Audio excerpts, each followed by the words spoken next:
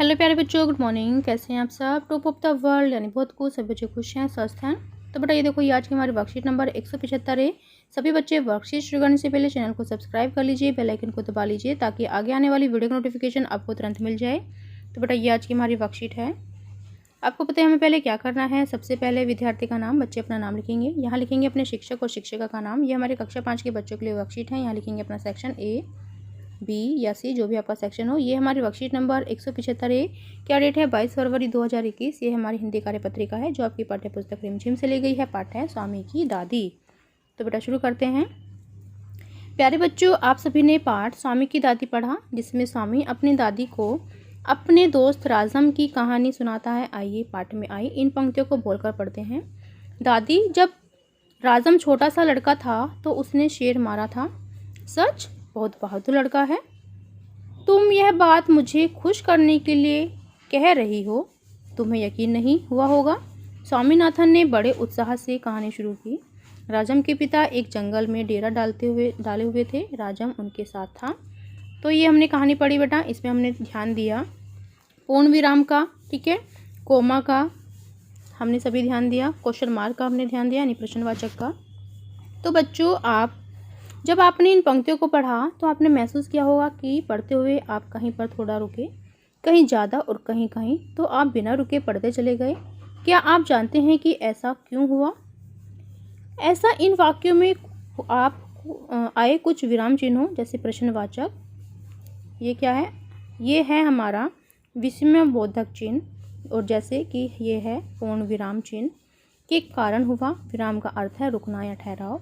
लिखते समय विराम अथवा भावों का बोध करवाने के लिए विराम चिन्हों का प्रयोग किया जाता है।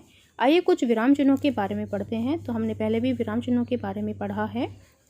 फर्स्ट है पूर्ण विराम चिन्ह। देखो ये वाला जो होता है चिन्ह, ये पूर्ण विराम है। इसका प्रयोग वाक्य पूरा करने पर वाक्य के अंत में किया जाता है। यानी जब आप अपनी बात बोल देते हो, वाक्य पूरा हो जाता है तो इसका प्रयोग किया जाता है। उदाहरण, 2 शेर राजम पर झपटे थे, तो ये वाक्य पूरा हो गया, तो यहाँ पर लगा दिया हमने पूर्ण विराम। देखो, फिर देखो प्रश्नवाचक चिन्ह, जब हम किसी से प्रश्न पूछते हैं, इसका प्रयोग प्रश्न पूछते या लिखते समय वाक्यों के अंत में किया जाता है। जैसे कि उसे गणित में कितने नंबर मिलते हैं, तो ये हमने प्रश्न पूछा कि उसे गणित में कितने नंबर मिलते हैं, तो ये प्रश्नवाचक है, हमने प्रश्न पूछा तो ये प्रश्नवाचक चिन्ह हो गया। फिर अल्प विराम चिन्ह, देखो अल्प विराम चिन्ह ये वाला होता है, ठीक है। इसका प्रयोग वाक्य में कुछ देर रुकने के लिए किया जाता है। इसमें पूर्ण विराम से कम विराम दिया जाता है। उदाहरण के लिए, फिर देखो यहाँ पर उदाहरण, बक्से में इलायची, अल्प विराम, लौंग और सुपारी पड़े रहते थे, ठीक है। फिर है विस्मयादिबोधक चिन्ह, ये हमारा विस्मयादिबोधक चिन्ह है। इसका प्रयोग दुख, आश्चर्य, खुशी, घृणा आदि भाव को प्रकट करने के लिए किया जाता है। उदाहरण, ओहो दादी, ठीक है, यहाँ पर विस्मयादिबोधक चिन्ह लगा हुआ है। तुम नहीं जानती राजम कितनी ऊंची चीज है, फिर हो जाएगा पूर्ण विराम। तो ऐसे ही हमें देखो क्या करना है। अब प्रश्न नंबर 1 है, स्वामीनाथन को समझ नहीं आ रहा है कि नीचे लिखे वाक्यों में वह कहाँ पर कौन सा विराम चिन्ह लगाए। क्या आप सही जगह पर उपयुक्त विराम चिन्ह लगाने में उसकी मदद करेंगे? तो यस, जरूर करेंगे। विराम चिन्ह लगाने के बाद इन पंक्तियों को उचित हाव भाव के साथ बोलकर पढ़िए। तो पहले विराम चिन्ह लगाते हैं। बस काफ़ी है दादी, उसने रूखे स्वर में कहा। तो यहाँ पर क्या जाएगा बेटा? यहाँ पर आ जाएगा हमारा अल्प विराम, ठीक है। मैं तुम्हें राजम के बारे में कुछ बताना चाहता हूँ, तो ये हो जाएगा यहाँ पर पूर्ण विराम। जानती हो, तो यहाँ पर क्या जाएगा? अल्प विराम। जानती हो, यहाँ पर अल्प विराम आ जाएगा।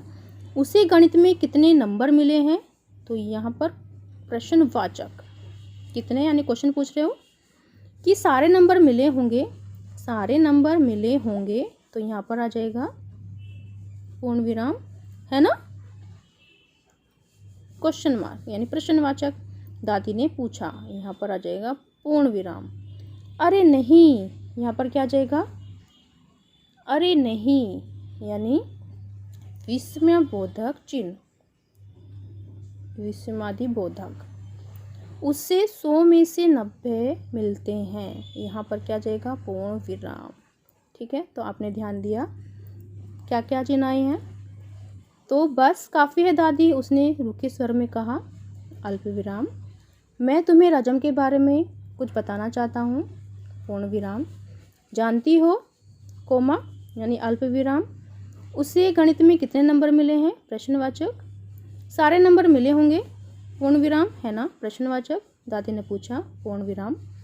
अरे नहीं, विस्मयादिबोधक, उसे 100 में से 90 मिले हैं, पूर्ण विराम। तो ये हमने अपने चिन्ह लगाए हैं और हमने दोबारा से इसको पढ़ भी लिया है।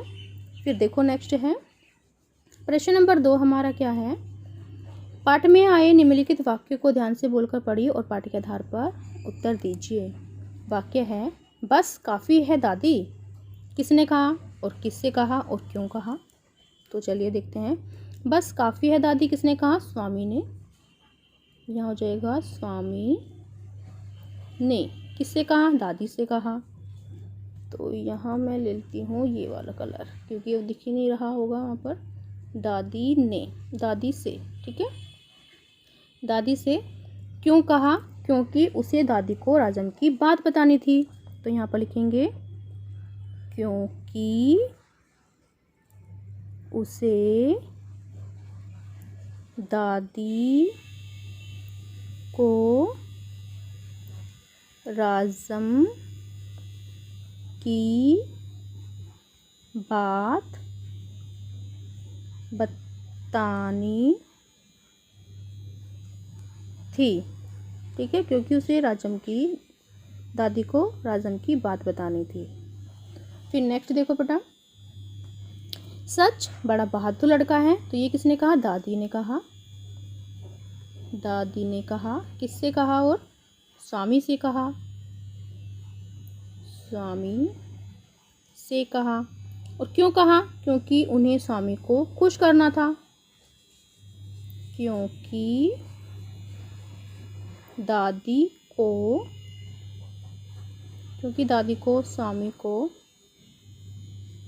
स्वामी को खुश करना था। तो ये हमारा पूरा हो गया है। फिर नेक्स्ट देखो बेटा, विराम चिन्हों के और अधिक अभ्यास के लिए अपने अभ्यास पुस्तिका के पृष्ठ संख्या 110 की प्रश्न संख्या 4 को कीजिए। अभिभावकों के लिए सुझाव। बच्चों से बातचीत करते हुए उन्हें बताइए कि जिस प्रकार उचित हाव भाव और स्वर में उचित उतार चढ़ाव से कही गई बात को प्रभावपूर्ण बनाया जा सकता है, उसी प्रकार बोलते समय यदि मीठे और आदरपूर्ण शब्दों का प्रयोग किया जाए तो कही गई बात का महत्व और भी अधिक हो जाता है। कोविड-19 के दौरान अपेक्षित व्यवहार। अपने हाथों को साबुन में पानी से नियमित रूप से धोइए। तो ये थी आज की हमारी वर्कशीट। सभी बच्चे इसका रिप्लाई करेंगे। मिलते हैं कल नई वर्कशीट के साथ। आपका दिन शुभ हो। Have a nice day. Bye bye बेटा। वीडियो को लाइक कीजिए, सभी दोस्तों के साथ शेयर कीजिए। Thank you.